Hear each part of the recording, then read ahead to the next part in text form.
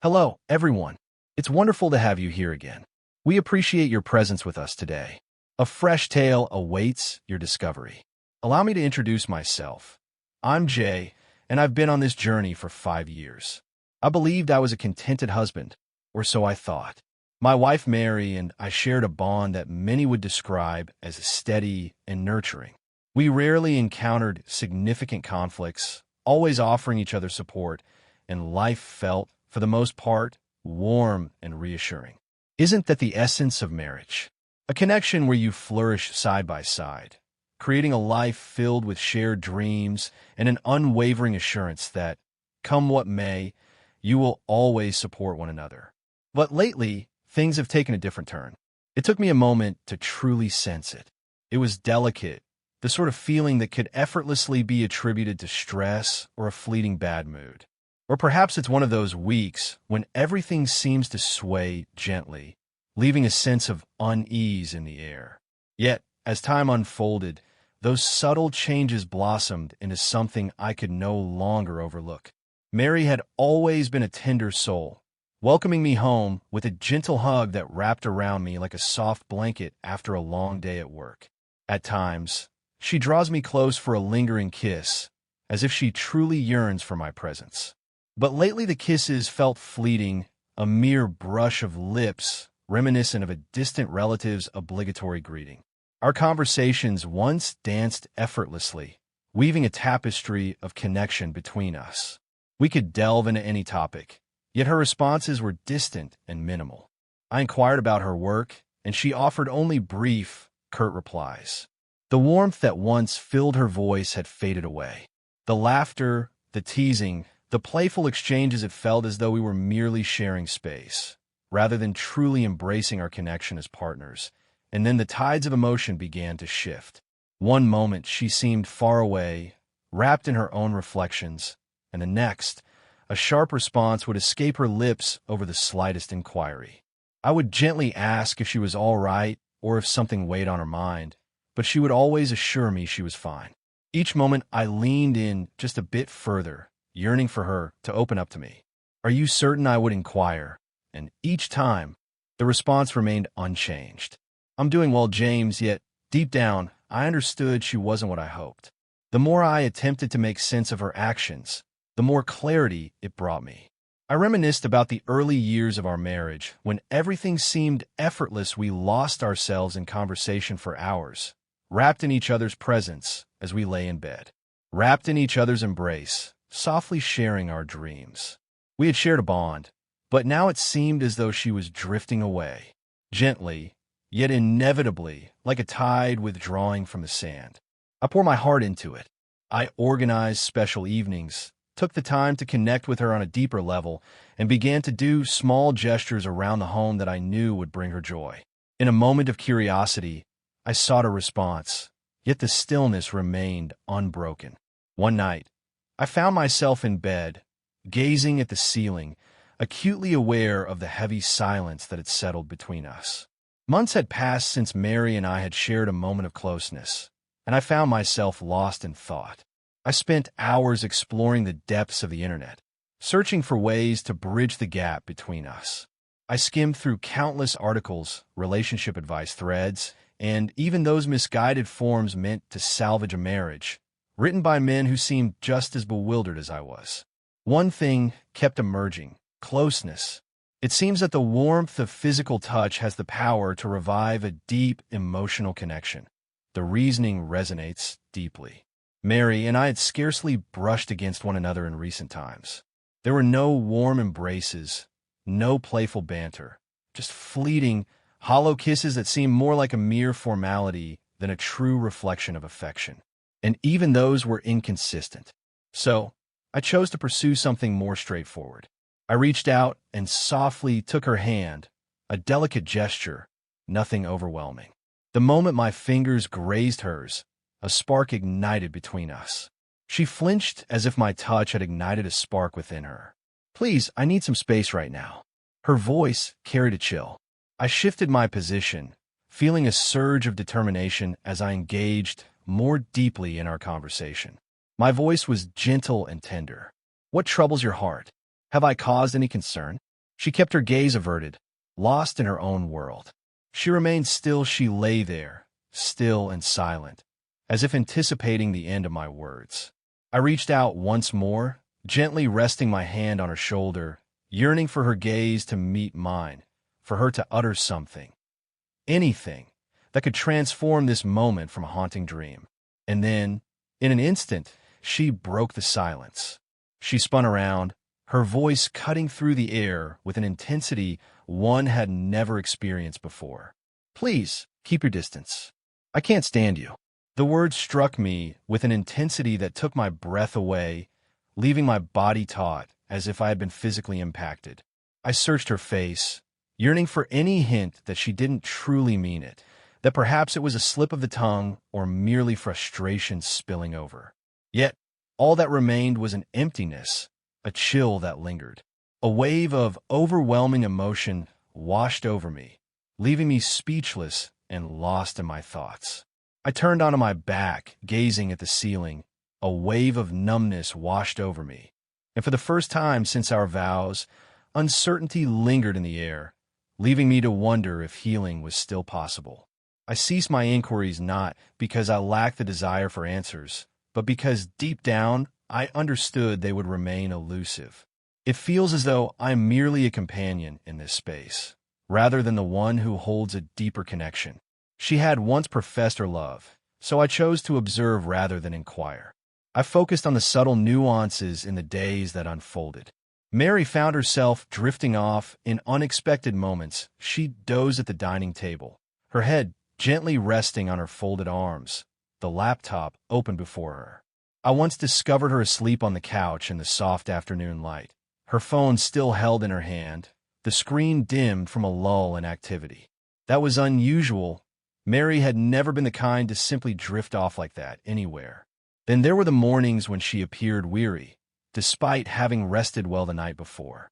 At times, she would hurry straight to the bathroom, and I would hear the toilet flush moments later, as if she had been unwell, as if she had released something troubling. That was the most worrisome part. She found herself stepping out of the house more frequently. Mary had always been open, never one to hide her errands or intentions. She used to share her plans when meeting friends, telling me who she was with and where she was headed. But recently, she has started to vanish without a word. I would return home from work, only to find the space empty, her absence lingering in the air. No text, no note, silence lingered, stretching into the hours that followed. She would saunter in as if the day had never separated us. If I inquired about her whereabouts, she would deftly sidestep the question, making me feel foolish for even asking. I considered trailing her to uncover the truth, yet it felt like I wouldn't approach it the right way. After hiring a private investigator, a week passed, and then the truth unfolded before me. The investigator's words resonated deeply, revealing that Mary had been involved with someone else all along. In that moment, everything fell into place, and I felt a rush of emotions wash over me. This was a response. I had been searching for the reason behind her averted gaze. In that moment, I could have confronted her, could have laid the evidence bare before her, but something held me back. Asked for clarity and observed her discomfort as she grappled with the burden of her own disloyalty. Yet, in that instant, a deeper understanding washed over me. She had already embraced her decision, she had made her choice, and I could feel the weight of that decision. I wouldn't allow myself to plead for affection from someone who had already given her heart to another. No, she didn't deserve conflict. She was meant to experience the unexpected. In that moment, clarity washed over me. I resolved to end our union, determined to ensure she remained unaware of the storm brewing beneath the surface. The house enveloped me in a serene stillness as I stepped inside one evening. I left work early, driven by a deep sense of urgency to locate a missing document essential for the divorce process. My lawyer had requested it a few days ago, and I had been delaying the search. I made my way to our bedroom, moving toward my side of the closet where I stored all my important paperwork. I sifted through the shelves, my fingers gliding over folders and searching between the piles of old receipts and bank statements. Nothing. A wave of frustration washed over me as I sighed, my hand brushing across my face in a moment of exasperation. Perhaps I had misplaced it, and then a realization washed over me. What if Mary had unknowingly mixed it in with her belongings? It's not unusual for my belongings to find their way to her side of the closet, almost as if drawn by an unspoken connection. I leaned closer to her, gently exploring the contents of her belongings. But what I discovered instead took my breath away. Inside a simple white envelope lay a pregnancy scan result, holding a moment of anticipation that lingered for just a few seconds. My mind struggled to comprehend the sight before me. Mary was pregnant. My hands quivered as I gently extracted the paper, my gaze lingering on the details, each word resonating deeply within me. More than a month has passed. My heartbeat pulsed rhythmically within my chest. She kept the reason to herself, leaving me to ponder the significance of the date on the ultrasound. Thoughts began to weave together, forming a timeline that left me questioning. Was this the reason for her distance? Was this why she had reacted so sharply that night in bed? Why her gaze felt so unfamiliar, as if I were a stranger to her? She was unable to stand, and then a far more unsettling thought took root in my mind. Could it truly belong to me? This moment feels like it can't be postponed. I found it impossible to hold back this truth, to feign indifference.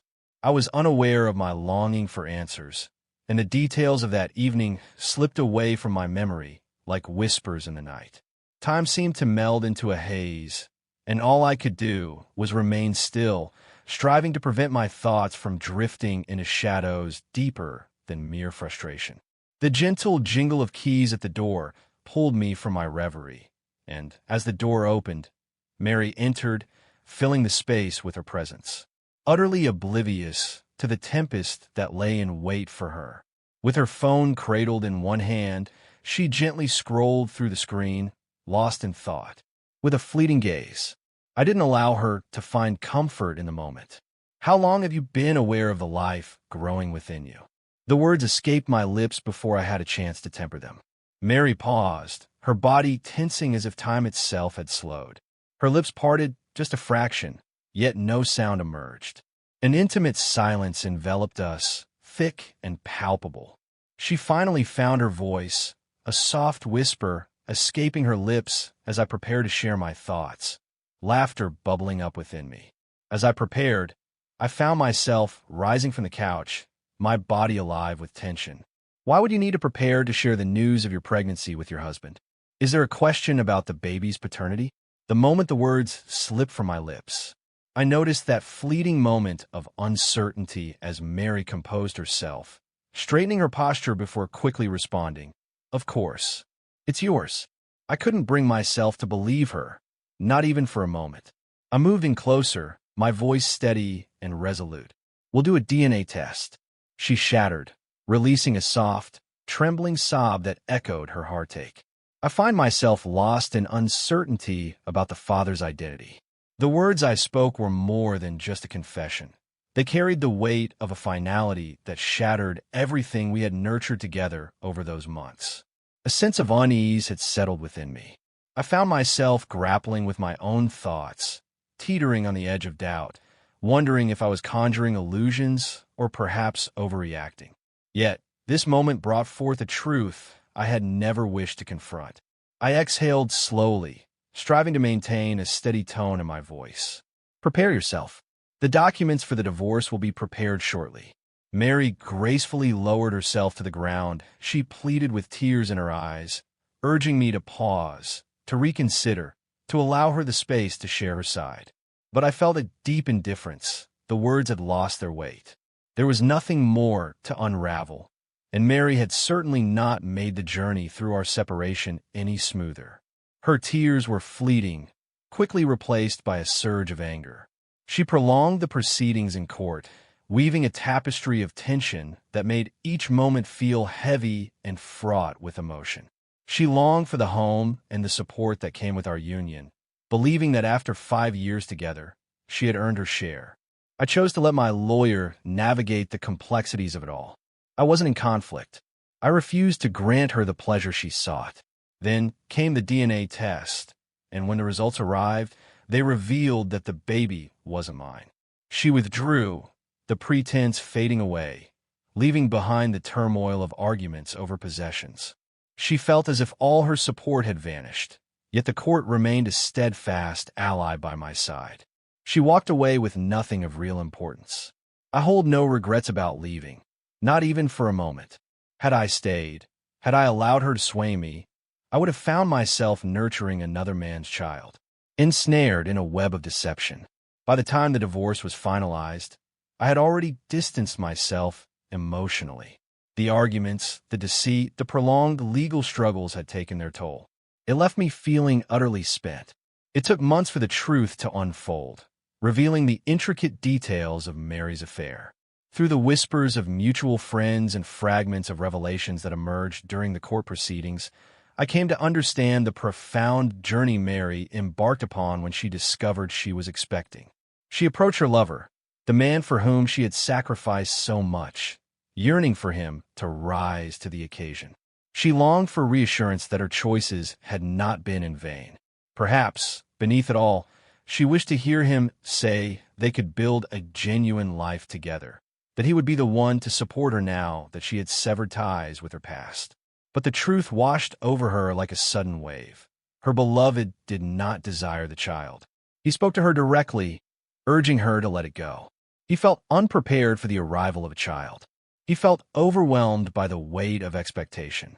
He felt no inclination to alter the course of his existence for her. Mary felt a wave of surprise wash over her. She had persuaded herself that departing from me was a step towards something brighter, a new existence where joy awaited her. Yet, in that moment of clarity, she understood that she had shattered everything for naught, and that realization became her breaking point. Rather than confronting her choices and acknowledging the depth of her mistake, she allowed her anger to grow, ultimately directing it towards me. That is the reason she grew apart. That's why her gaze lingered elsewhere. That's why she expressed that she found it difficult to be around me. It was entirely separate from my own experience. She felt a deep frustration within herself, frustrated that she had placed her trust in the wrong person, frustrated that she had let go of a devoted partner for someone who so easily turned away from her the instant reality set in. I found myself an effortless target for all that lingering bitterness, longing, and inner turmoil. She felt a warmth towards me. She felt a deep sense of disappointment within herself. Yet, by the time I came to understand this, it no longer held significance. I'd already turned away. I find solace in that realization. I became aware of the subtle hints I may have overlooked. In this moment, I find myself reflecting on the path not taken, the life that could have been, nurturing another's legacy. It's a poignant truth that lingers in my heart. Some men avert their gaze. They dismiss the subtle whispers of intuition when something feels amiss. They reassure themselves that their partner is merely experiencing a fleeting moment and that she will return to them in due time. But allow me to share this. When someone doesn't desire you, it's a feeling that resonates deeply. I sensed it, and I'm grateful I paid attention. It's far more fulfilling to embrace independence than to nurture a child conceived in deceit. That is my reality, that is my lesson. As you journey through this tale, I find myself eager to know your thoughts. Would you have approached it in another way? Would you have found it in your heart to forgive her, or would you have chosen the same path I did? Lead with the understanding that you are worthy of more. Share your reflections in the comments. Let's explore this together. Should you find this story resonates with you, please express your appreciation by liking, subscribing, and sharing it with someone who may benefit from these words today. Thank you for joining me, and until we meet again.